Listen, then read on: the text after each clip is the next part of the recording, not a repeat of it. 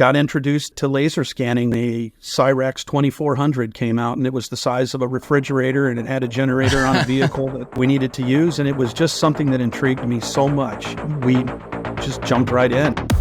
Welcome to the Reality Capture Network, where we focus on technology-driven innovation, education, and community.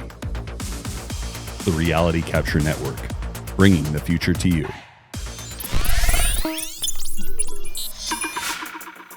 On this episode of the RCN Podcast, the Supervisor of Reality Capture at General Motors, John Brown. When I came into GM, the focus of this group was in developing as-found condition layouts of tooling that had been installed in the plants. I was happy to be what we called a CAD jockey back then. I loved every minute of it. We were the biggest data holder in General Motors on the globe. We used that for areas where there's potential hazards, confined spaces, areas where debris or things on the floor that could pose an issue for my guys. We do see that as a technology that's going to be a game changer for us. You're watching the sensors get smaller, better, faster. You're watching the software get more robust. We've exposed so many people to it, and the industry is also pushing on the outside saying digital twin, industry 4.0. Everybody's hearing it, and they're pointing at us and saying, okay, let's do it. All right, welcome to another episode of the Reality Capture Network. We are excited about this conversation today. It's been a while in the works. Longtime friend, John Brown from General Motors. Thank you for joining us today. Hey, thanks for having me. I'm excited about it. Good. Well, we are too. I mean, we love learning about different professionals in the industry, especially those that have been around doing it for a while. We love hearing about unique case studies, different industries, different successes and different challenges. So I think the automotive space is definitely one of those. But before we really dig into technology and the industry, as always, we love going back first and learning about the story of the individual we're talking with.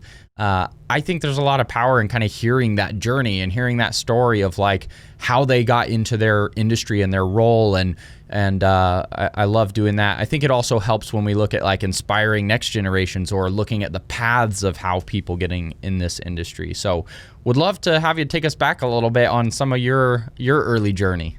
Yeah, well, yep, absolutely.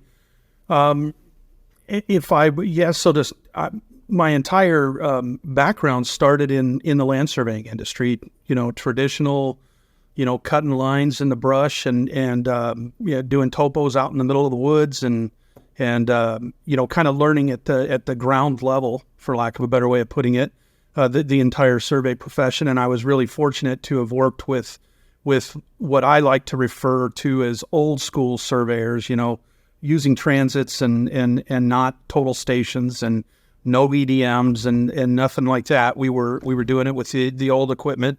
I don't know if that's really more of a description of how old I am now, but I was fortunate to be able to start in that environment and then moved into and starting in that environment was our primary workload was kind of in the residential, subdivision development and layout and stakeout and that kind of thing. I migrated from there to different types of survey firms. This is when I was in my mid-20s. But one thing I want to mention ahead of that is my father is a lifelong surveyor as well out of Texas. Okay. And the construction surveyor, so I come by it honestly. That's how a lot of it happens, right? Yeah, and my grandfather was actually a surveyor with the military prior to that. So it's kind of in the blood. Kind of worked my way up in through different surveying firms, staying primarily with residential for a while and then getting into commercial work and then into DOT surveys and doing a lot of highway work and bridge surveys and eventually migrated from the field into the office. And when I made that transition, I went from, being an instrument person in the field or a party chief in some on some of the projects to being more of a CAD person. And I really, really loved CAD. Started long ago using, very early versions of AutoCAD. And actually prior to that was using Kogo, and on old Wang computers and software called Seeds, which was, all numbers on a screen, no pictures, no fun stuff. But really gave me a good understanding of how calculations and how all of this worked. So I think I had a good foundation for learning the science and its practical application in different areas, and so I'm really thankful for that. But to get back kind of on the CAD thing, I really enjoyed working in CAD, and I was happy to be what we called a CAD jockey back then. I loved every minute of it, and was fortunate again to work with some really great companies and having supervisors and peers in the companies that were really empowering and wanted us to learn. And it was a really exciting time in the surveying and AEC world, because softwares were changing and becoming really cool things and really powerful tools at the time. And it was right in the middle of going from the board to the tube. So I was fortunate to be there at that time. Did a lot of CAD work, and then ultimately got to the level of a CAD manager with a company, Medco Services, which I'm so thankful for them as well. Being able to work with them as long as I did, and then ultimately got introduced to laser scanning when it would have been the Cyrex 2400 came out, and it was the size of a refrigerator, and it had a generator on a vehicle that we needed to use. And it was just something that intrigued me so much that we just jumped right in. And that's kind of where, the transition to using the very early versions of reality capture at, laser scanning and started and kind of migrated from there. Yeah, I want to keep going on the journey, but pause there for a minute while we're at the beginning of the reality capture industry, and a lot of people today are even still hesitant of like, man, it's expensive, it's slow, it takes a while. We need, take us back a little bit about like around that point when you first got into it and you were first seeing this big, slow, expensive scanner, but it was still something new. What was it like getting into using it, or what were some of the first applications that even back then you started seeing for it? So because the industry was so small back then, and there was such a small number of players, and really a small number of instruments that were available to be used, our first application was actually at Detroit Water and Sewer Department, and they were taking down a historical pavilion brick by brick. And we had a service provider, or actually a supplier, when I was with Metco, called Sterling Systems at the time. And Bruce White was the person that owned that company, and he had this piece of equipment. And Bruce was always really good about kind of reaching out and saying, hey, you guys aren't going to believe what I have here. You really are going to want to take a look at this. So he brought it out, and that was actually the first exposure to laser scanning we had. And the biggest positive out of that was DWSD, Detroit Water and Sewer. They were all in on it as well. They were like, yeah, we don't know anything about what you're talking about. It doesn't make sense to us. We couldn't really show it off because the computers we had could not process the data in a way that it was seamless and fluid and you could demo it like we can today. They just kind of had to take our word for it, and they did. Bruce took us out there and kind of showed us how to set up all this equipment to capture this data. We were all skeptical, but when we finally got to look at the process data, I think maybe a week later, and we're looking at maybe, I don't know if you're familiar, I'm not going to get too deep into the function of the scanner, but it was compared to where we're at now, a very difficult scanner to use, because it collected a 40 by 40 window. It was really small data collection and areas, which meant it took a lot of time to capture it. But ultimately, once we captured it, and it was slow, 150 points per second, I think it was at that point, in a 40 by 40 window. So fit 3 targets in a 40 by 40 window, get your collection, and then move to your next 40 by 40 window. Once we got it captured and then actually collected or processed the data, we had something visible to look at a couple of weeks later, but we really weren't we weren't schooled in how to really do anything with it. We could look at it on the screen, and the idea was almost to, well, let's put it away. We know we have it, and we can use it in the future when maybe the computers are ready to process the data further. Or the idea was to use it to reconstruct the pavilion. But we knew it was going to be a long-term project, like 10 years before they were going to ever want to put the pavilion back together. So we knew we had the data, and we were fortunate in that we could kind of wait to see when it would ultimately be used and how it would be used. And fast forward a bunch of years later, we were actually able to process the data through a different version of software that we had at that point and give them deliverables that were needed. So that was my first real hands-on use of that Cyrax 2400. And from there, like I said, it was magic to us at that time. I mean, it was literally like walking into a dark room and somebody turning on a light bulb and you seeing it for the first time. It had that wow factor for us, but at the same time, it wasn't looked at as just smoke and mirrors. We knew there was something real there, and it was just an exciting time to be a part of it. So that's where it started with scanning for me. That's awesome. Yeah, and not many people have been doing it that long or got to even see that version of scanning. And man, I think we've come a ways, right? The technology has made such an improvement since then, and sometimes I think we don't stop and think about how good we have it today, right?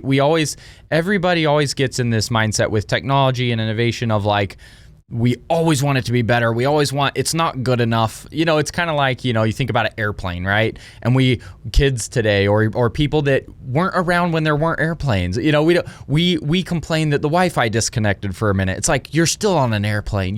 This is amazing. There is Wi-Fi. And, and where scanning and where these technologies are today, it's like, we do have challenges, and there's always going to be challenges, but the technology has come so far. I think we still have to catch up on how we use it and how we integrate it and the workflows and the use cases even more than we care about what other technologies might come out. But it's very cool to be in that position where you've got to watch that journey from early adoption and use case and struggles from that point up to where we are today, which, would love for you to keep kind of sharing that story of, so that was the first introduction. And well, kind of to build on what you said, that one thing that's really kept me enthused with this whole and interested and excited about this whole industry, the reality capture industry. Whether it's the an iPhone 12 or an RTC 360 or anything in between that level of excitement when let's say you take an intern that comes and works at General Motors, or he or she could come and work at an AEC firm or anywhere. The excitement level of when they see data from even today's instruments is the exact same feeling and kind of wow that we got 25 years ago. So that's the one thing that I don't believe has changed. I still think it has that wow factor. But you're right, we're pushing for it. But imagine the leaps we had back then, being able to collect 150 measurements per second. How we looked at that as, wow, that's incredible. And now we're looking at it and going, what do you mean 1.2 million measurements per second? We should be able to do 2.5, Yeah. So we get jealous, or we get a little bit greedy with our technology, and we just want it better. And that's when the vision aspect of people looking at this, that's when it all comes into light, is when people see it and then they just the wheels start turning. If it was faster, it could do this, or I could do that. So it's just a phenomenal industry to be in. But so to kind of go back, after we finished that project, we kind of lulled out of it, right? This was a very expensive fringe technology at that point. But about a year later, Cyrax came out with their 2500, which was the the compact version of the 2400. So really mobile and easy now. Yeah. Yeah, now it was like a dorm fridge instead of a medium refrigerator. We ended up purchasing, Metco Services ended up purchasing a 2500. And I don't know if anybody from Leica gets to see this. I don't even know how many from Leica remember this. But when Leica did the whole transition and purchased Cyrex back in the day, they were getting ready to come out with what was called the HDS 3000. And as part of the deal for buying an HDS 3000, they would give you a Cyrex 2500. So, but the thing was, it was going to be a few months before your 3000 was ready. So we got the 2500. Anyway, we took it and were given, oddly enough, my boss at Metco had gone to a meeting at General Motors where a representative from GM said, hey, we have this millions upon millions upon millions of square feet that we need to collect, and we want to use laser scanners to do it, and we have enough work for everybody in the company to do it. And again, my boss was such a great guy, Marty Dunn. He was a visionary as far as I'm concerned with respect to this. He jumped all in. He went to the board at the company and talked them into investing a very, very large amount of money into this equipment, purely based on what GM had told him as far as workload. We ended up getting our 2500, and we started waiting for work to come to us from GM, and ultimately it didn't happen because for whatever reason. I don't know what the specifics were at GM. But anyway, our boss came to us, Marty came to us, and he said, okay, so here's our problem. We have a really great piece of equipment, very expensive piece of equipment. You guys need to learn you need to figure out where we can use this, and we need to start using it. So at that time, our focus was to stick with our traditional work, what we knew, which was topographic surveys. And we went out and started using the Cyrex 2500 to do topo surveys. And we started by doing, just small intersection surveys for, I think, ADA compliance to kind of learn the nuance of how to, lug this big piece of equipment around. And then how to get the data from the Leica Cyclone software back then. How do we get it from there into a format that we can use? And we followed a pretty much the exact same field book procedure that we were working with out of our total stations at that time. And working with people like Chad Studer from, at that time, he was actually working with Bruce White at Sterling Systems. And then I had a partner that worked at Metco with me. His name is Brad Steinmetz, and he's still with me at Metco now. We've been together for a long time. Together, we kind of developed a workflow for going from the scanner through Cyclone to a field book file, and then ultimately into Civil 3D that was producing at the time topographic maps that I don't think anybody was accustomed to seeing. They were extremely detailed and extremely, robust, and just the fidelity was amazing. And we started doing things like putting screenshots of our point clouds on the topos too, so that when a client opened them and he looked at it, the first thing they would do is start pointing out, what is this? And that's how we started really exposing our client base to 3D scanning at the time, because it made them a lot more sense to show them visually than to try to explain it in their office. So that's really how we got fully baked into doing laser scanning. It was really a collective effort by a number of people that I was really, really fortunate to be working with at the time, and did some really, really great stuff. And Leica picked up on it and saw it one day. It's odd. In a conference room, and this was not by plan, we had a set of plans laying on the table in our conference room.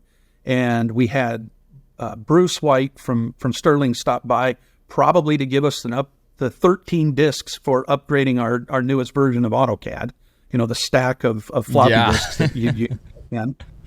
he stopped in and he saw it and he said, "What is this?" And we explained it to him, and he was like, "That's from the scanner we use." And we said, "Yeah." And he took it, rolled it up, and about 3 weeks later, I was out in San Ramon doing a presentation for Leica with Ben Cassira sitting in the front row. So it was kind of it was a whirlwind time for us. We really we just fell into it at the right time. I say I fell into it. I was fortunate in that I was the one that got to kind of run around and talk about all the great things that my guys were doing back in the office and all the people that we were working with were coming up with. But we kind of looked at it outside of the box. We never really considered doing 3D modeling with it. We were really looking at it as a terrestrial mapping application because it made sense for us and it kind of fit into our workflow. And we truly did incorporate it as just another tool in the toolbox for us. And then, it kind of went on from there. And I apologize if I get wordy and windy and all of this kind of stuff. I get enthusiastic. This is the goal. We love stories, and it's cool to go back and hear through that journey and the thoughts and how it worked. I'm like, hey, just keep going. I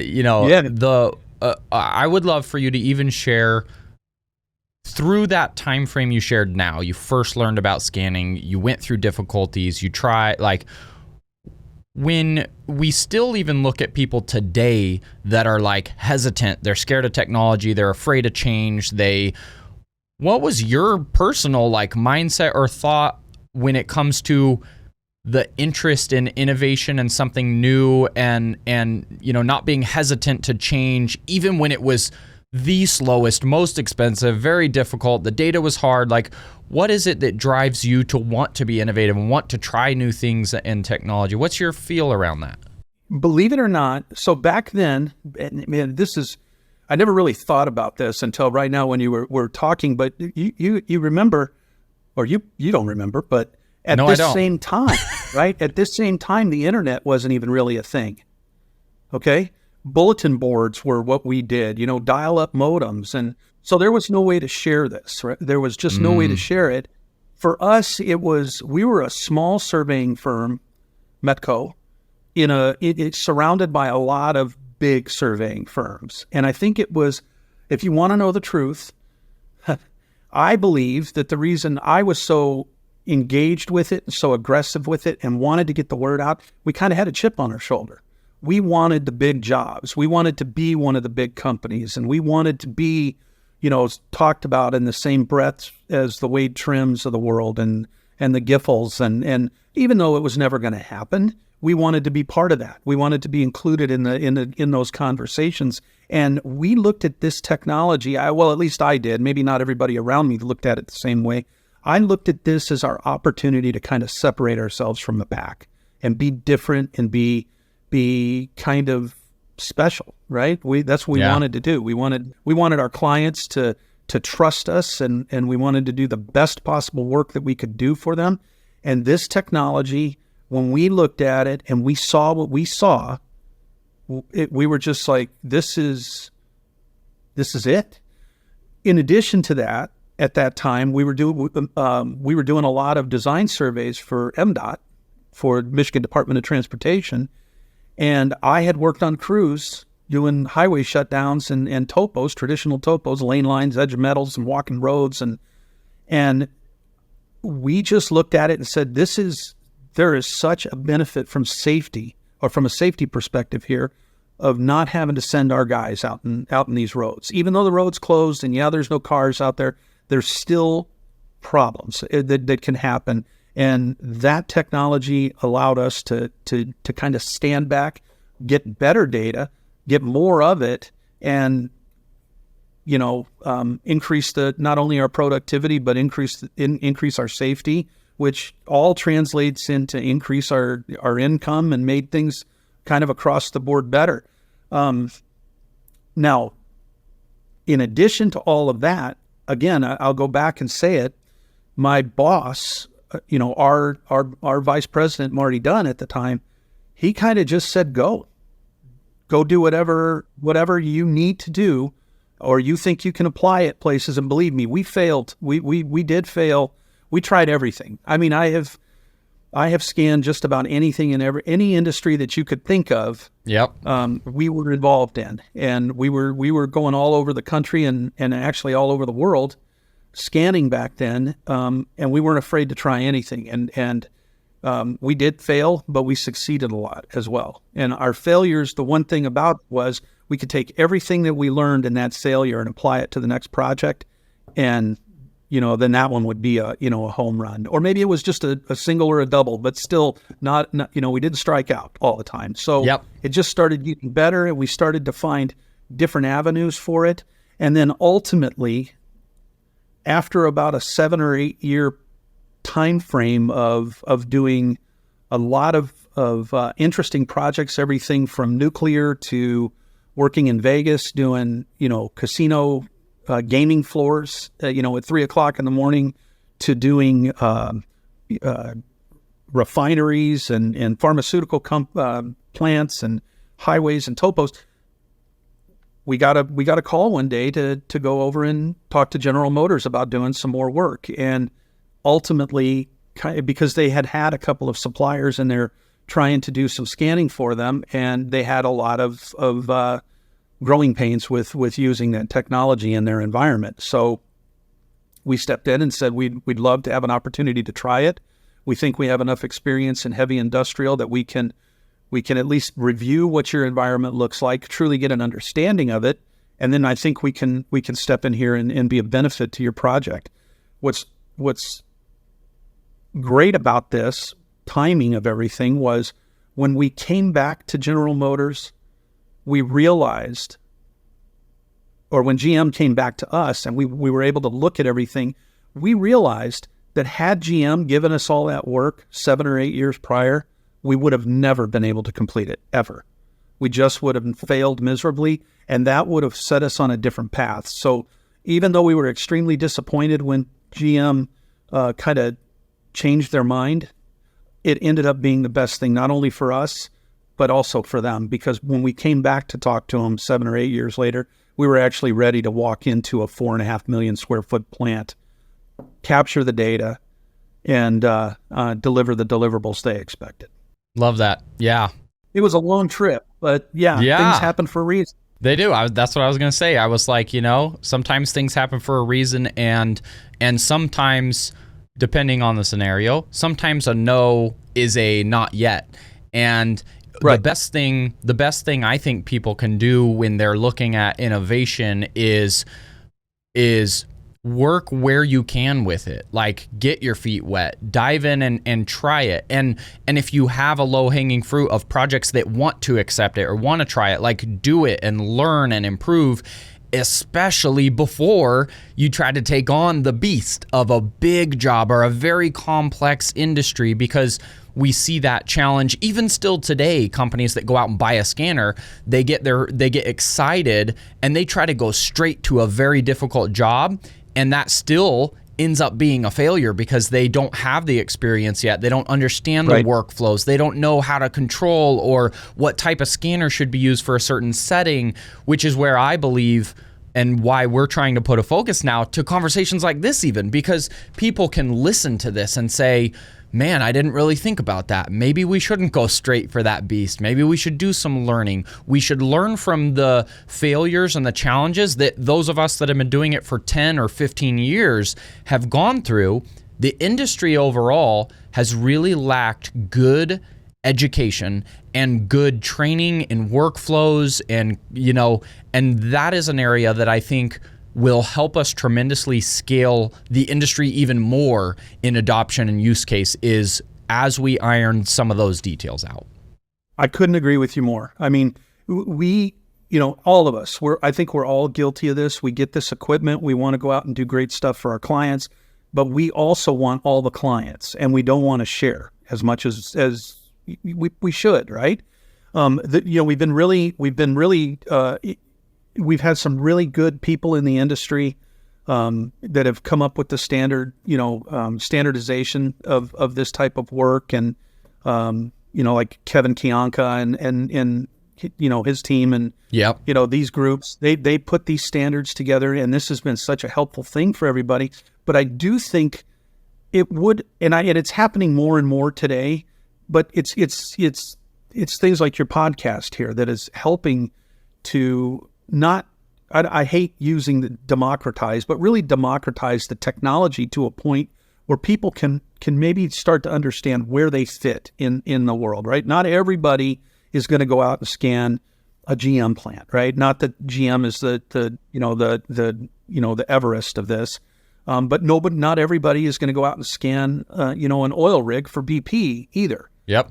There's a lot in between, but I think that we all could be mentors to each other on helping to kind of help people along and help, because if we do that, we're helping the technology as a whole. And we run into fewer and fewer a company purchasing a scanner and then just kind of going in like a bull in a china shop and kind of ruining the industry or the technology for that client moving forward, regardless of who walks in their office moving forward. So I couldn't agree with you more. I mean, I think things are way different than they were, a few years ago. And it's with vehicles like this, your podcast. But I also think, you have forums now that are dedicated to laser scanning. We're all on LinkedIn together, and we have conversations that I and I love it because the conversations are generally speaking very, civil and back and forth with questions and answers. And so I think the industry as a whole has just gotten a lot better. So it's still a great, exciting, fun thing to be in. I mean, I think I truly do walk in whenever I have to do presentations at GM, and I still do them on a weekly basis throughout the entire company. I tell everybody there that I have the greatest job in the world. I get to use the coolest technology out there to do some of the coolest things and solve problems and make things better for people. I mean, how much of a better job can you have than that? That's not to say that we don't have hiccups and speed bumps and headaches, but overall, it's still a fantastic technology and environment to work in. It really is, yeah. And some people are maybe hesitant that it will become oversaturated, that there's too many people doing it now, that there's not enough work to share. And I still look around at the diversity of people I talk to, the industries. Like you said, I've traveled and scanned on almost anything I could think of, a boat to a forensic scene to a gold mine to, industrial plants, airports. I still look at it and say, there is so much more work to do out there than there are people that can do it. And the more that we train and build a community and we have a better understanding of what tool to be used where, and even the volume of people to do it, I think adds a benefit, because when we look at other industries that have huge volumes of work, it's also unrealistic for a company to go do thousands of sites, right? This idea of the future of we want people in every state who can do it, because I want to be able to reach out and say, hey, I have this little job in New York. I don't want to fly from Boise or California. I want to use someone there, and I want to know that they're good, and I want to know that they understand their technology and what they have. And I think that the more people that get into this, the better, and it increases the volume of work that the industry can do. It's a great thing, I think. Absolutely. We're never going to run out of work. We're never going to have too many people doing this work. We're never going to have too many companies out there wanting this work. It's just, we're in that transition, right? When I talked about at the very beginning, I mentioned that I stepped into kind of surveying when it was transitioning from the board to the tube.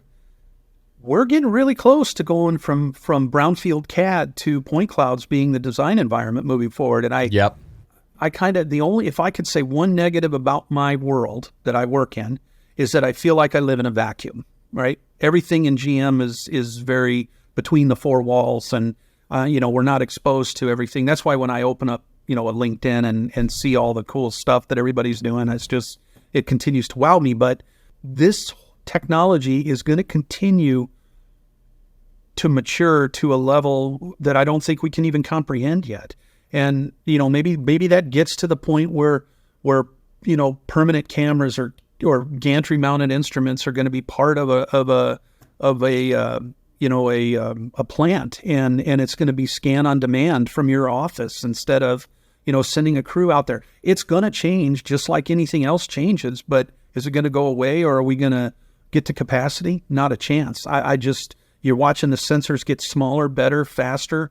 You're watching the software get, more robust, and not only that, instead of, when I started, it was Cyclone, and that was it. I mean, Regal had their stuff, and Leica had their stuff, and I think Mency back then had their stuff, and Trimble was kind of, dipping their toe in it, but it was a very small group of people. Now look around, look at who handles software, or who handles point cloud data, who can bring it in, and now the formats are not proprietary. We have the ability to kind of ebb and flow with whatever anybody wants.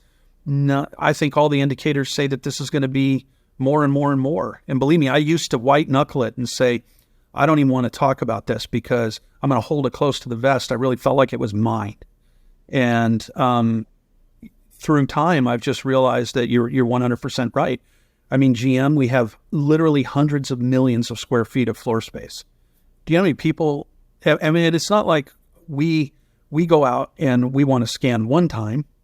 We want to maintain data. Yeah. So how many people would it take for me to maintain hundreds of million, let's say a couple hundred, and I'm way low, million square feet of floor space? How do you maintain that with 40 people, 50 people? How do you do that? Yeah, and that's one of those scenarios where I tell people, historically, scanning has always been like, you run out and do a project, and that project gets used, and then the data gets thrown away. But we're also starting to shift to that point in the industry that, like you said, the technology's fast enough, it's becoming affordable enough, the software can handle it, more visualization, it can be in more people's hand. So now the future shift is not just, we need a crew to go scan one project, it's this. We are seeing large enterprises say, okay, we've been watching this in the industry. We see the technology. We want help putting together a vision of having every asset digitized. We want that future of digital twin environment. We want to use it for simulation and proactive. We want to keep it updated on an ongoing basis. Then I say, okay, guess what? If some people don't understand, like you just said, how many companies out there have how many assets? How big are they? Where are they located? How many experts is it going to take to do an ongoing basis like that, an update of digital twins for Amazon, General Motors, airports, government, facilities, oil and gas refiner? Like, it is such a big volume that as we shift into this future vision of ongoing data, every asset mapped, it's massive. Yeah, absolutely. Yeah. And I think what you're going to see is more asset owners creating their own groups within the companies to maintain this, right? Because you hit the nail on the head. It's a proactive approach to having the data. We're quickly transitioning from the days of, desired data, like, wow, it'd be nice if we could have this. We're transitioning to where it's expected that you have it. Well, what do you mean you don't have this data? Why don't we have it? And that's where we're at. And if GM is at that point, we're generally speaking behind as far as migrating, this big of a transition. It's got to be happening, pretty much everywhere in the industry. And I think this is a good thing for people, is that as soon as the Amazons of the world and, the GMs or, whoever it is, Lockheed's, all of them, as soon as they start creating their own groups, that's growing the industry, right? Now they need people to come in here and do the work. So yeah, it's a great thing. That's a whole nother part that I think is difficult, which I don't see a lot of people tackling, and we feel this vision to try to help fulfill part of it is, even if people want to grow their own departments, who do you hire? Right. So many people are wanting to now start growing this. Well, there's nobody out there. There's no big school pushing out 50 experts in laser scanning or scan to BIM or data processing, or so much of it is on the job learning and training. And so as more now it's starting to just become the only way to get a good, solid, skilled employee is stealing them from somewhere else. And now that company needs to hire again. And so that's why I also love this idea of a community and education content or courses or introduction to people who don't even know this is an industry. Is we have to share and bring people into it and train in order to handle this growth that we're going to see. Yeah. Well, and I think we're fortunate in that most of the younger people that are moving into this industry right now, they're not scared of this data. They're not intimidated, right? Whereas when I was back then, and probably when you started too, this was intimidating to sit down and look at this mass of stuff on the screen and try to figure it out. Nowadays, I'll use the word, these kids will sit down and they're just fine with it. They get in it, they're comfortable, and they start going. So I think we're positioned better with the younger people that are getting involved now than we were, just 10 years ago. But you're right. I mean, we run into situations. I have not ever hired anybody at GM that came to us with laser scanning experience. The reason being, they're hard to find. And so we have to train them, and then we do train them. But then other opportunities come up for them. I'm not going to say they were stolen from us or anything like that, but if people have an opportunity to grow, I'm all for it. Go do your thing. Absolutely. But we do lose people because other opportunities come in, and it would be nice to be able to go out to a place and just pick the next expert in doing this. But I do think that the colleges with surveying curriculums and things like that are or departments like that are going to start probably incorporating this a lot more. Maybe they already do. But yeah, it's a difficult place to be in. No matter where you're at in the country, there's not a hotbed for laser scanning people. So you have to kind of grow your own, and we're looking all the time. Yeah, absolutely. So an area I'd like to kind of dig into now, we talked a lot about the beginning, the difficulties, the history, where it is, and even a little bit of our vision of where the industry's going. But I'd love to circle into a little bit of the current, and talk about what are some of the things that you guys are using technology-wise? What are some of the, for people who don't understand even automotive, or like some of the application for why you're scanning or what you're scanning? Love to hear a little bit around the current for you.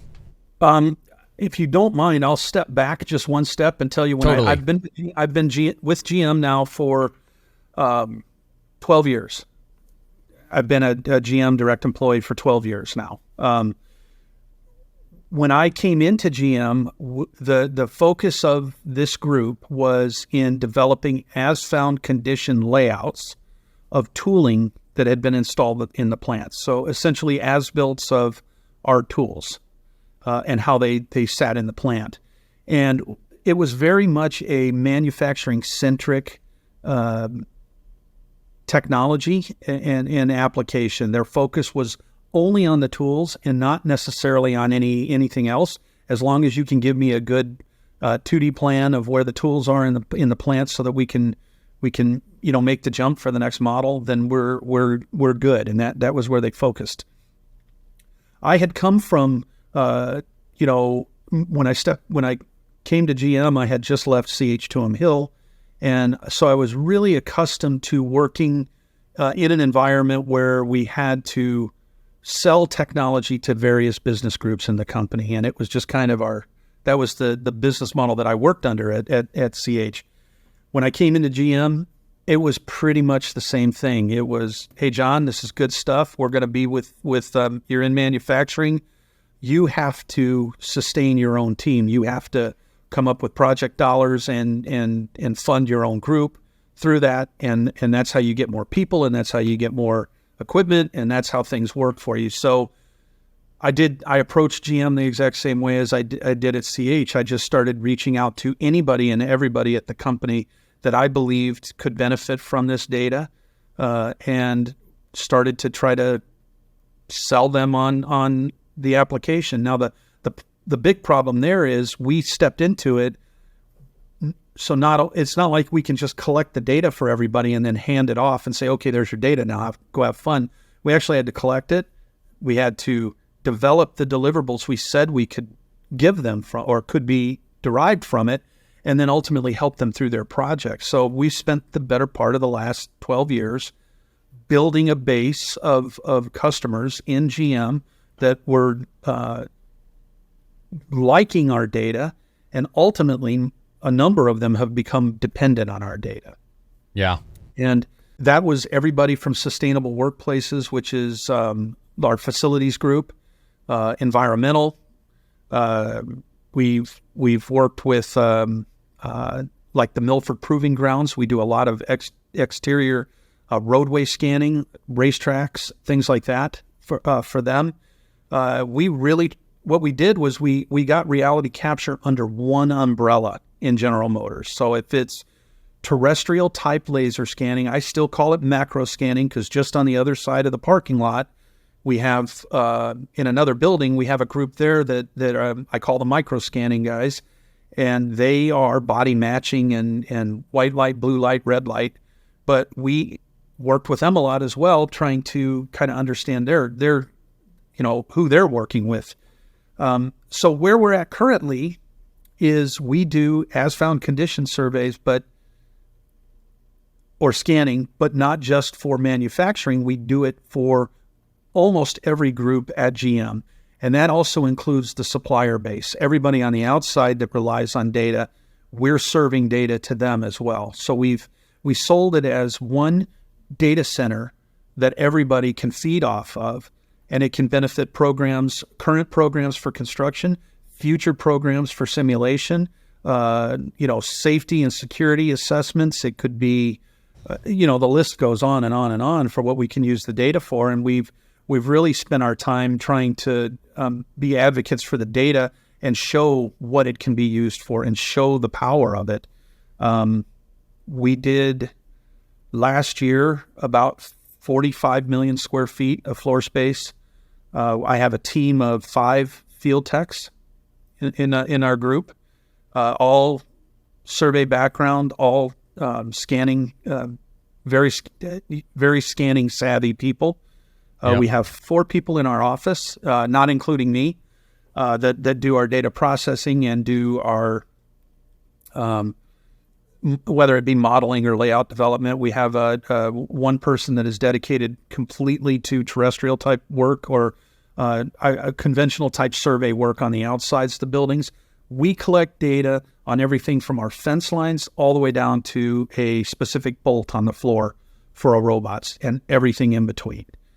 So we do a lot of data collection, and we do a lot of delivery.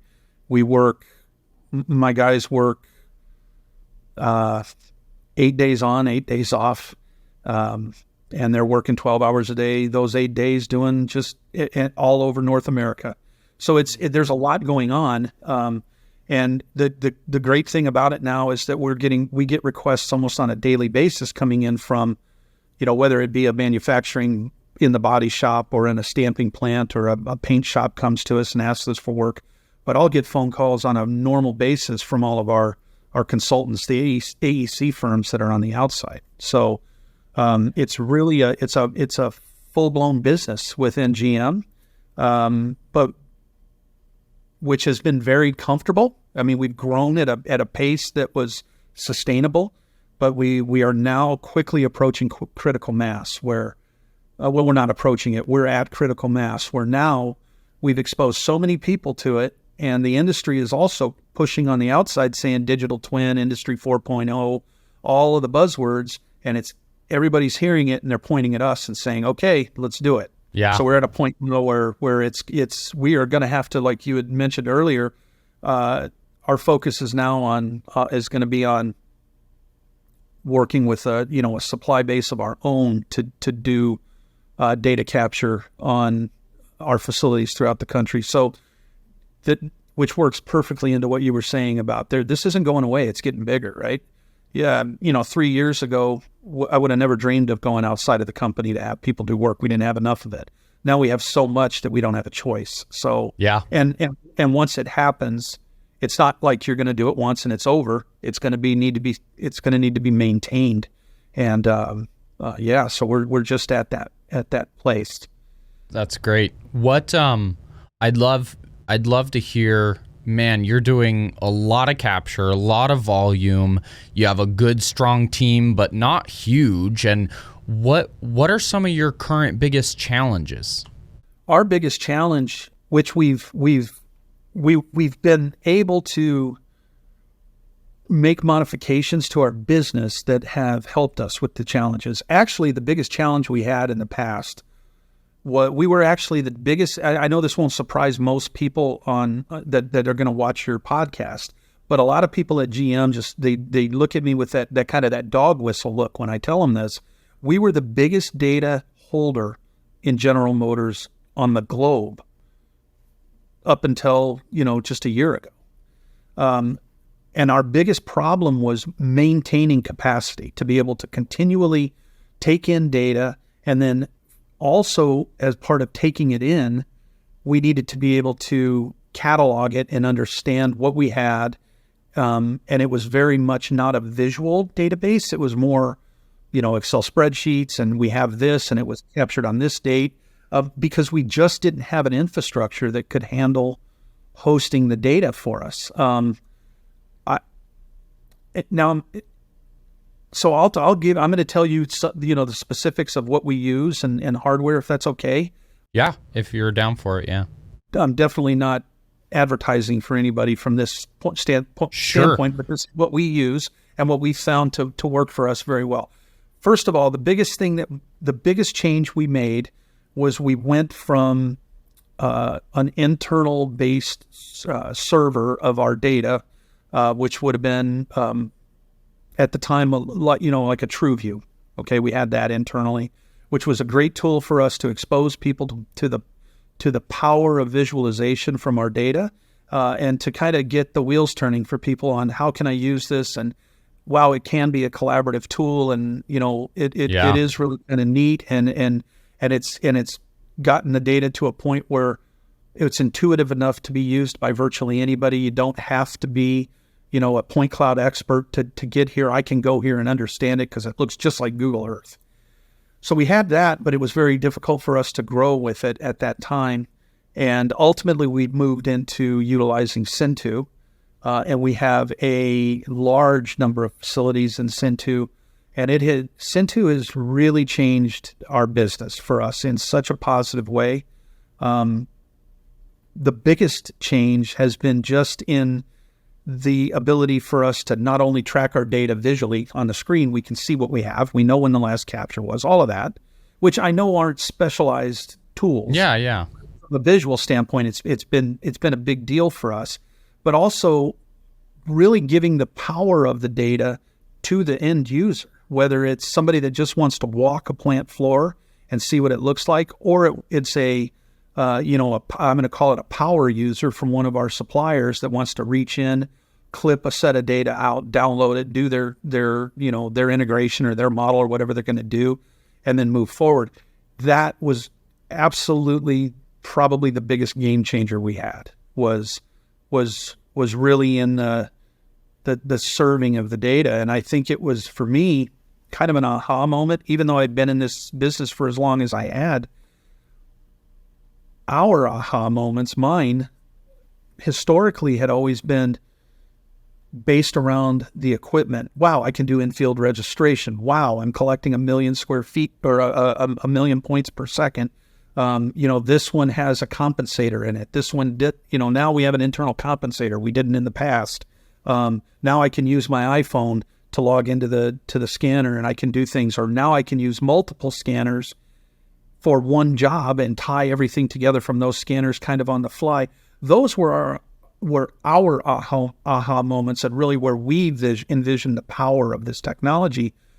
But this transition to Syntu has really made us go, wait a minute, the power in this is truly democratizing it and getting it out there, everybody. And this has been the single biggest thing for us. And I never get phone calls asking me, well, what did you use to capture this ever? What scan did you use? What what sensor did you use? I mean, it's really like asking your carpenter, what hammer does he use? You'd never think to ask that question. But we're the users, and we just seem to always focus on the hardware.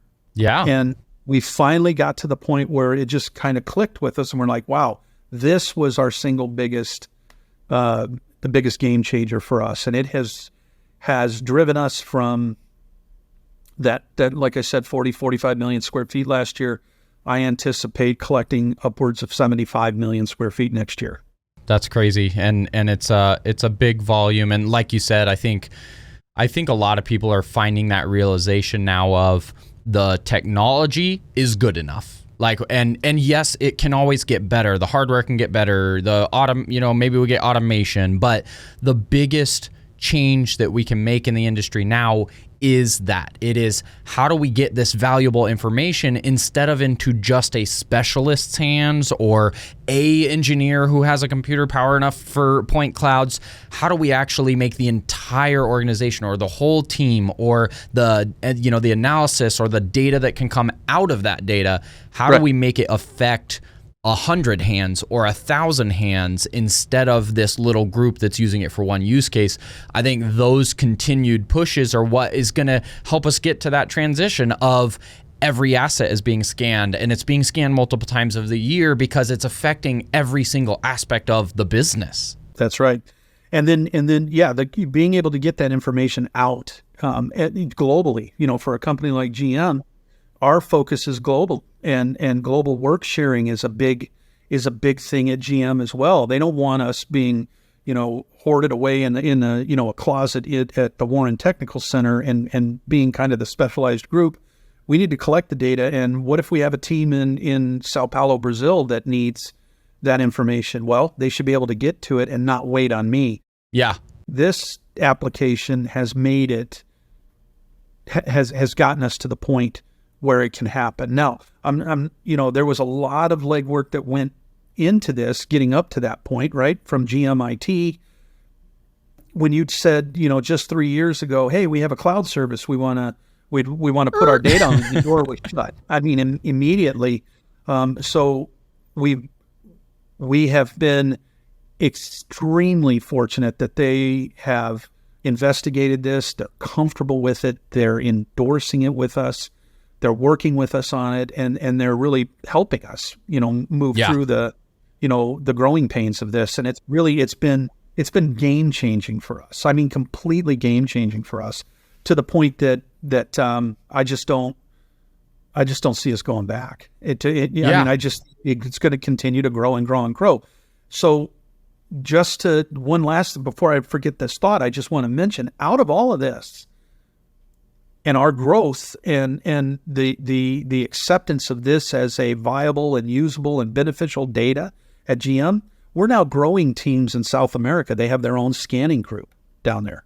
They're buying their own equipment. They're training their own people. They're hiring their own suppliers down there. This goes hand in hand with what you were saying before. It's not getting smaller; it's getting bigger.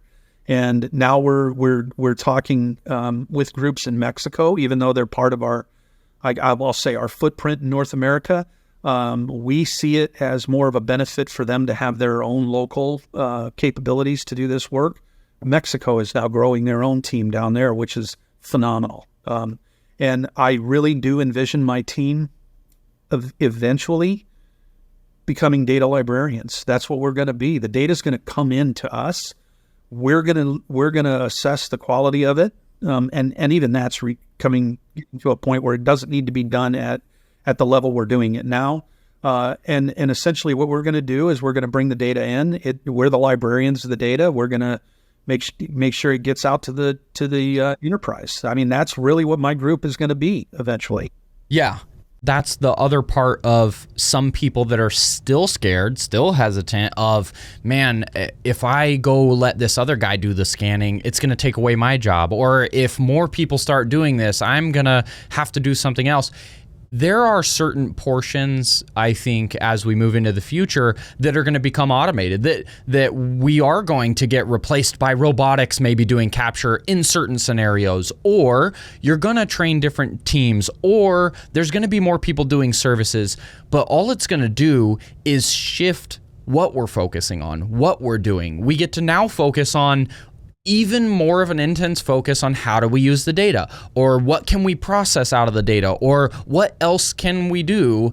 And so there's beneficial shifts. And the other thing I'd like to go back on and just say is awesome is like the integration of the whole team environment, your buy off on your overall leadership and on the IT side and the vetting of the software, and that being a transitional point of you being able to adopt a cloud-based software, and that now be a catalyst for pushing you into a massive focus for this process within the whole organization. That goes back to that idea of, look, innovation and really seeing massive transformation with these tools and technologies, it takes the whole team. It takes the expert in the tool and the technology. It takes the buy-off on the leadership. It takes the IT. It takes the finance. It takes all of it. And so, if you're a company, if you're an organization that's not yet pulling in all those parties, that communication and teamwork is really what will allow the innovation to be successful.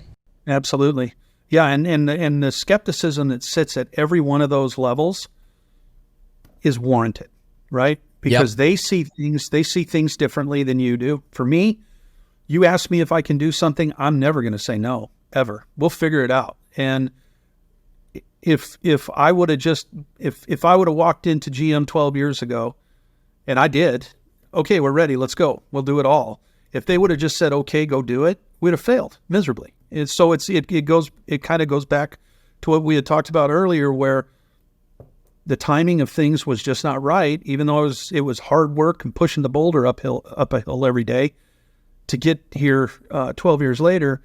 We had to go through that journey because every skeptic along the way helped us modify our workflow, modify the way we were kind of envisioning this to be, to get to a point now where we can actually handle it. And we're still, I'm kind of like, a deer in headlights still, because it's a major, major undertaking, but we do have a plan in place for how we're going to do it. And the added benefit to this is I've been around long enough that I know a lot of people in the industry. And there's so many good companies out there, so many good people that doing this work that, I'm fortunate because I can pick up the phone and call you. Hey, Matt, do you know somebody out there that can do this? And you'll tell me. If I'm new to it, you don't really have that network. So yeah, you're right. We need to continue to work together and get to the point where we share and kind of help everybody along. But yeah, exciting times for this. But our focus now is almost purely on the data itself, as opposed to the hardware that's used to capture it, which is a 180 flip from where we were in the past. Yeah, no, that's great. Would you give a little bit of your insight or for those that are listening around, there's so much conversation, and this is something I like to talk about a lot, is the types of work, the accuracy needs or not, the gear that you're using or not, not saying go call out anybody or any hardware or anything, but just give some thought around the type of work you're doing. Are you integrating control? Is accuracy necessary? What are the use cases? And then maybe even into like, are you still only using terrestrial? Do you see an application for mobile? Is there portions that are good or bad there, or issues? Or I'd love to just hear a little bit of that. Yeah, so we approach since we capture data for the enterprise-wide, we have to capture it at a level of fidelity and accuracy that's acceptable for the user that needs it at the highest level of accuracy, and everybody else just benefits from it, right? So all of our data is engineering grade data. I'll put it. I mean, we do use traditional survey networks. We have permanent control in our plants. We run levels. I mean, everything we do starts with old school surveying, and that's how we lay our plants out. And we do establish a primary control network. We do still use targeting.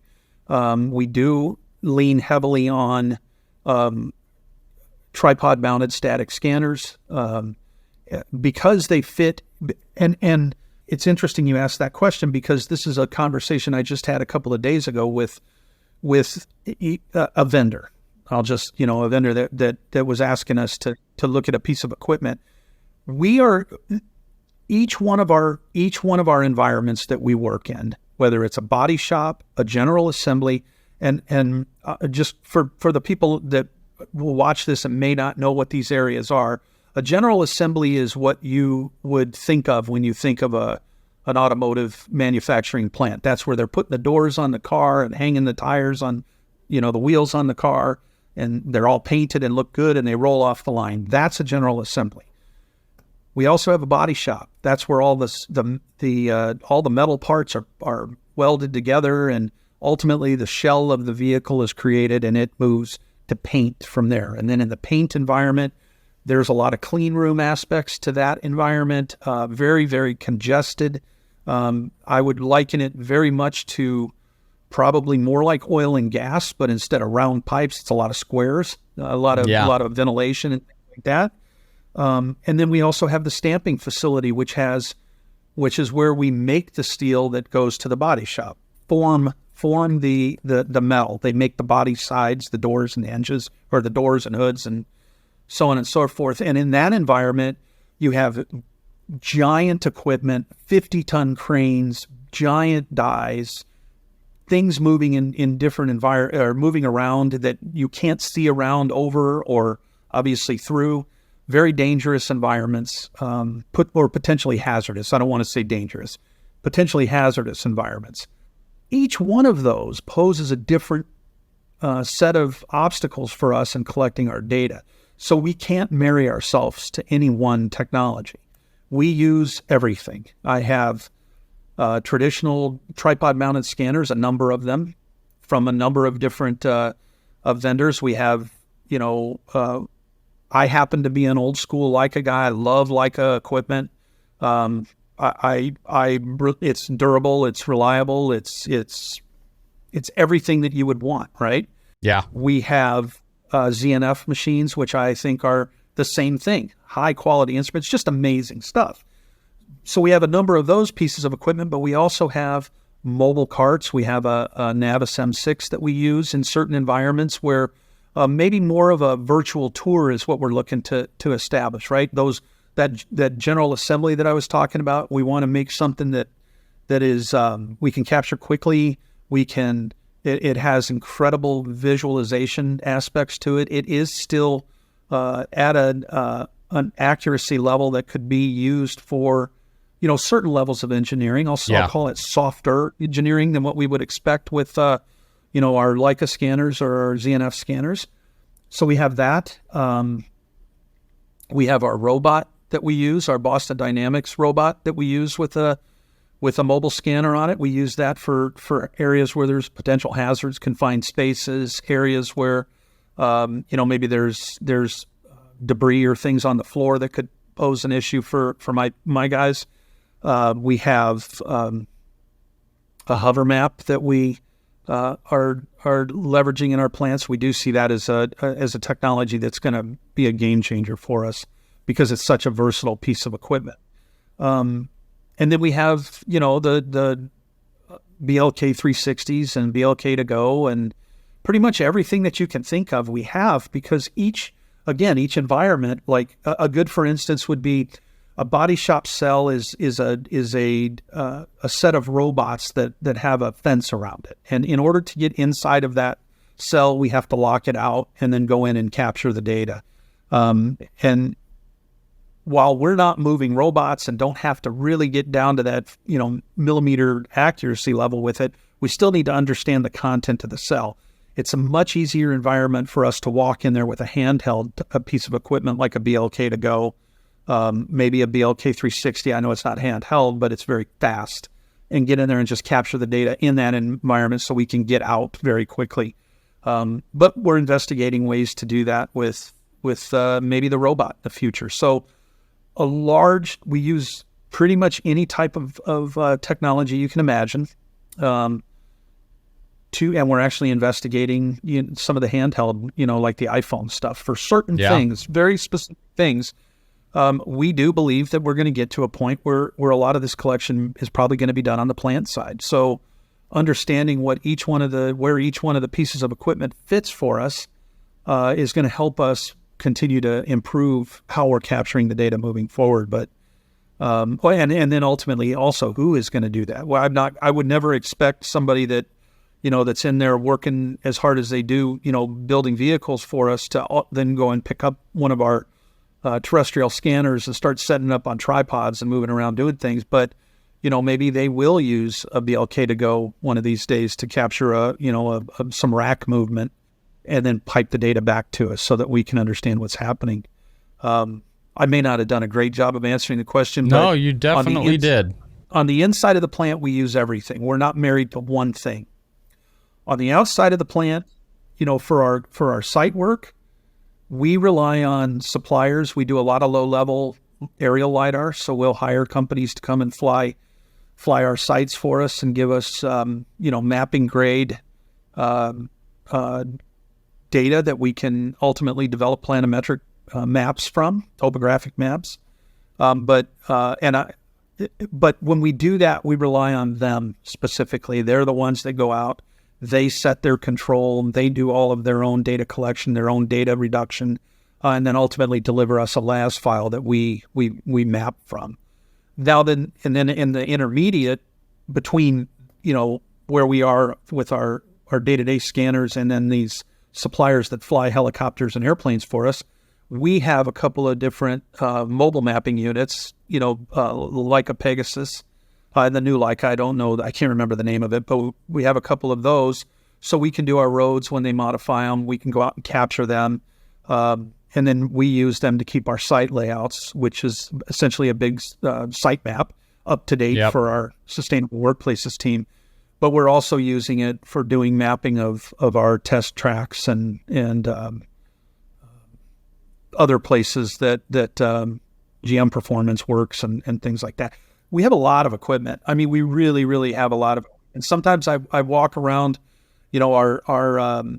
our inventory and take a look at it, and I'm just blown away by it because I think back to where we started, and just that one scanner sitting in the room was such a big thing. And now we look around and it's just like we have so much of it, and none of it's not all ever sitting in one room at one time. It's always being used. Yeah, no, you definitely explained and hit thoroughly everything I wanted to hear because, again, we go back to talking about a lot of companies don't have that knowledge of, well, let's just pick a scanner. It's like, well, when you're looking at implementing and using on a big scale and a lot of different applications and a lot of volume, and I'm also glad you pointed out, you guys have control networks set up through your buildings. You're hitting and tying in geospatial accurate. You're looking for engineering grade level, because we also see that part even go wrong where maybe someone uses the right scanner, but they run in there and they blow through it and the registration's maybe not as tight as it should be, and there's accumulated error,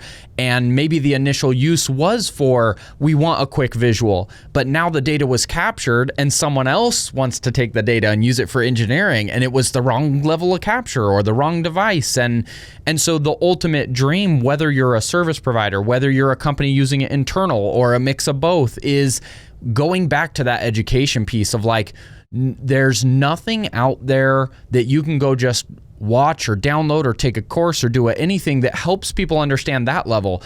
In a facility, as John Brown and his team, how do we determine the entire workflow of how to use control, when to use terrestrial, when is mobile okay, and then we see that there's other large organizations that I think maybe don't have this in depth of a program yet that want to grow and implement it, and it's very complex. It is. Today, we get this feel sometimes, and I love all the vendors. I use them all too, but I also have to sometimes say, man, vendors, sometimes you guys make it sound too easy. And it's just like, hey, you just buy a scanner and press the button and you scanned this whole area. But when you start thinking about complex, hey, this isn't just a residential house capture for a floor plan. When you get in complex industries, it is not a super easy thing to do, to capture right, to capture accurate, to process together, to make deliverables. So I think you did a great job explaining why you have so many pieces of gear, why they're all important, the diversity needs, but yet you still have to hit certain levels of accuracy. That's definitely something I try to talk about quite a bit, because I want to see people successful in that and not running out and initially doing the wrong first steps. Yeah, absolutely. What we're doing is surveying. Regardless of what piece of equipment, we're measuring things. And in order to measure things if confidently, you have to be able to trace what you did to get to the measurement. And we are kind of we're of the mindset that we're not going to change our workflow. That's the one aspect of our workflow that will not change for us for the foreseeable future, for sure, because it's the one thing that we can always go to. It doesn't matter what scanner we bring into the plant, as long as we have this basic thing created, this network of control, the base to the pyramid is created for us. Any scanner we want to, we can include into that, and then we are at least assured that we're getting the best possible data from that application, and we can move forward. And you're right. I mean, it is a frustrating thing for me as well. I mean, it's frustrating for me to understand that if we want this business to continue to grow and this industry to continue to grow, honesty is the biggest thing that needs to happen. And this is one of the things that, it is the most frustrating thing for me. Honesty needs to happen. It needs to be out there, because if you sell, if I go and buy a scanner with a certain understanding or a certain expectation for what I'm going to be able to do with it, and then I fail, I'm not going to go back and buy another one. And I think that I'm really in a good position with the people that we purchase from. They're aware of what we know, so we don't get hard sold anything. Here's a new machine. Here's what it can do. What do you think? Well, we'll take a look at it and see how it fits into our workflow, and maybe we'll find a place for it. But I have every scanner that you can imagine. Not everybody can do that. Most companies are not going to go out and buy one of each. So they have to make a very, very well thought out decision in what they're doing. And the only way that they can do that is if the vendors are 100% honest. And I also don't want to imply that they're not being honest. I also think that we run, and this might get me in trouble, but I also think we run into the situation where maybe the people selling the scanners aren't fully aware of what needs to go into it as well. I think that causes a bigger problem. I don't think they're intentionally trying to deceive anybody. I just don't think they fully understand maybe some of the questions that are being asked and things like that. And I've fallen victim to it in the past, where we bought a piece of equipment and it just turned out to not be what we were told it was going to be. I blamed myself for not doing my own due diligence. I shouldn't have fallen for it, but it happens. And if it can happen to you, if it can happen to me, it can happen to anybody.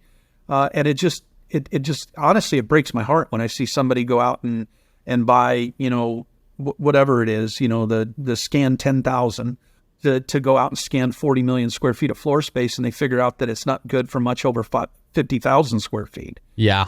But they're out $10,000 or $100,000 or whatever. So I'm not going to go off too much on that, but that is a big problem. It is a big problem, and no scanner is the one button solution to anything. And we are doing a project right now in Canada where I have 4 different sensors in the scanner, or in the facility right now. 4 sensors in the building that are being used in different areas, but ultimately it's going to be one contiguous database, one combined database of all of this data, with each one of the expectations by the interested party being met. So, but it took a lot of stumbling to get to the point where we're here, and also falling in a fortunate place where we can buy it. So, yeah, it's still a dicey situation.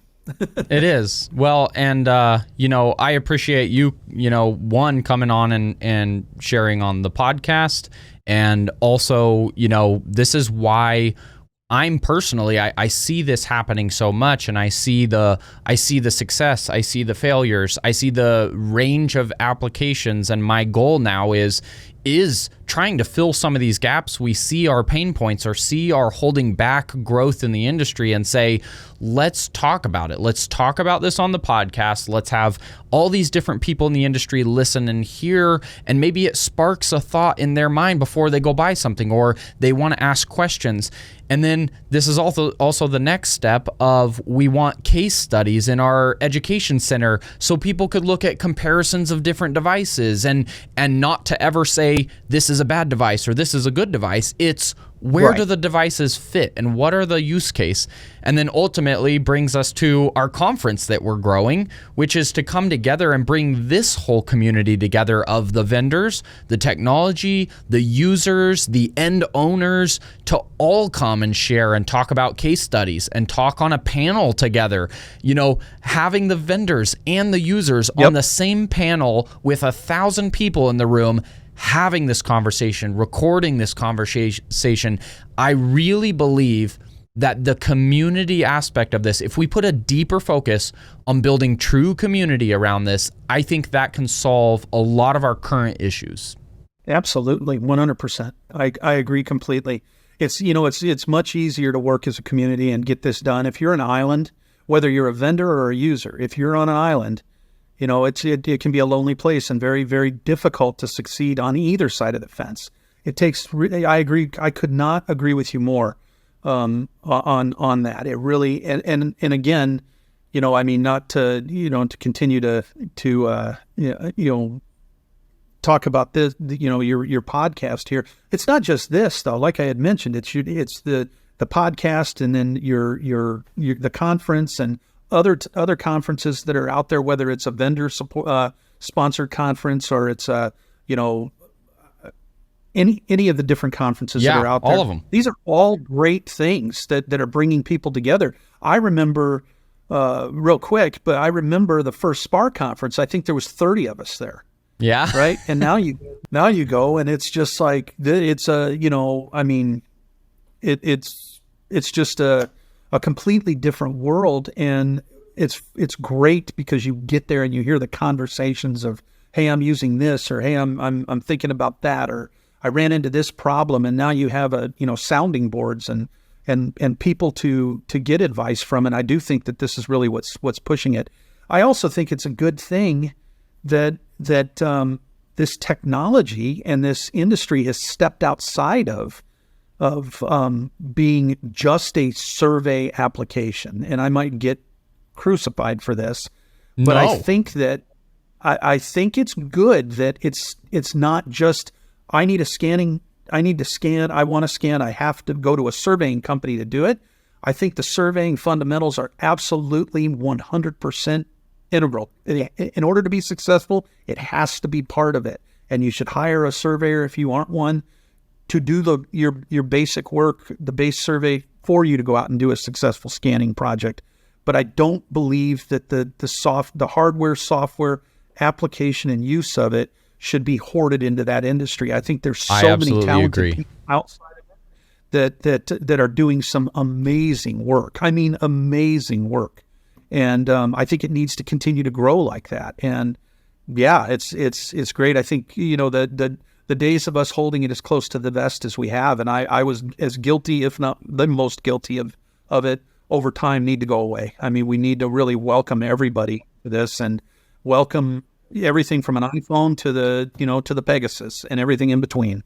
Yeah, and I fully agree. And, I talk about survey a lot, being a survey company, and I know that there's times we have to have it, but I fully agree that I would say there's probably going to be just as much use case of reality capture, that not every job needs intent survey control.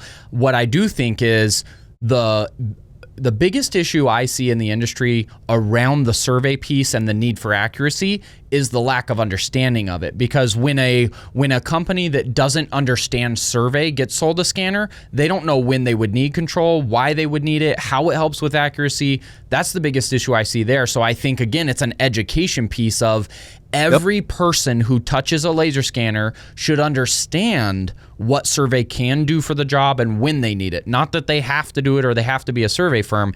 And I fully agree that I think this technology expanding into other hands is the best thing for everybody, because when you give an iPhone to somebody in the entertainment industry and the gaming industry and the visual effects it creates this first time like, wow, this is capture, this is scanning, there's a use case, and it also gets that introduction to it, which now leads to more knowledge and more interest and more. Yep. I think the diversity, and the other piece when we talk about like innovation with these technologies and the future of digital twins and robotics and automation and all of that, metaverse applications, when we collaborate with people outside of our industry, that's really powerful too, because they're bringing a perspective from their background and their knowledge. We're bringing the perspective of our background and our knowledge, and that's where we can create something that doesn't exist yet. Absolutely. Well, that's where the creativity happens, is when somebody gets that wow factor, right? That oh my God, I've never seen anything like this, and that's what we need to continue expanding on. It just needs to continue happening this way, and that's the only way we're going to be able to go out and find the people that are going to, come and work with us and make a difference in our team. So, yeah, it's a. Like I said, I have the best job in the world, in my opinion. I love it, and I get to work with a lot of great people, and I get to work with a lot of really great technologies, and it's just it's a really, really cool place to be. And I'm an old guy now, and I get up and every day I'm excited to do this. I mean, it's a fun place to be. So that's great, and it's great to hear it. And out of respect for your time, we'll start to end here, but I do want to ask one last question, which I feel like you've kind of already answered, but I want to do it anyways. Is you've had an awesome journey. You've been at the early parts of the technology. You've already answered. Even now, you absolutely have the best job. You love what you do. This industry's growing. It's exciting. If you could go back and give some advice from what you've learned and even just the wisdom you've gained in your career, if you could go back and tell your younger self something, and maybe it even correlates to maybe younger people that might hear that where they're at now, what's some advice you would leave them with? Well, if I was giving myself that advice, it would be to listen more, right? It would have been to listen to my I thought I got to a certain point with this technology early on, where I thought that I already had all the answers, and I kind of already knew everything. And I do believe, had I listened more to what the expectation was and what the desire was and what the concerns were and why, I tended to do earmuffs when I heard anything negative coming from a client, not really listening to them. And I think that would have been that would have been it, to listen more, and to understand truly what they're looking for. Because even though it's the greatest job in the world and I love the technology and everything about it, it isn't the solution to everything. Sometimes it is just that 2-point measurement and you're good to go, and but yeah, it would have just been listen a little bit more and be more of a partner to your client than it is. You're not there to be a teacher or an instructor. You're there to be their partner. And I think I wish I would have learned that a lot earlier in my life, I think. That's a powerful one. Really appreciate that share. I just sitting here thinking about it. I'm like, man, that's powerful for everybody. If you're in a role, if you want to grow in your career, if you want to create something new, the best thing you can do is listen, is to hear, like hear the problems that people have, hear the struggles of the technology, hear the challenges people are having. The more that you listen, the more you're going to gain that knowledge from all these other, intelligent people. And that's the other part of it too. there's so many smart people out there. The best way we can improve ourselves is learning from them and listening. So very, very powerful share. I appreciate it. Yeah. We're excited. I think this was a great, long, good, solid episode that has a lot of knowledge in it, a lot of wisdom in it. I think it's going to be helpful for people to understand the scale of some of the current opportunities out there, the challenges that we've already overcome but are still facing. Some of the opportunity, I think a lot of us are on this same page, having this conversation of we've been in it a long time, which also helps us, I think, be some of the best people to understand where it's going as well. We've had a history with it. We've watched it change. We know where it's at. And I believe that so many of us that have been in that journey see that future vision for it. And I feel like everyone I talk to is on that same page of we're not done. We're like, even though we've been doing this for a long time, I feel like we're still just like barely starting that actual large long-term growth curve. So great having you on today. Excited to keep this conversation going. Excited to have you involved more. I think you're coming out to our conference this year, which is going to be exciting. Finally get to meet some people in person in the community. And thank you again for joining us today and sharing. Hey, I appreciate it very much. I will see you at the conference. That's great. We're looking forward to it. Thanks, everybody, for listening in to another episode. We're excited to share this out with you. And, of course, we'll see you on the next one. Right on. Take care.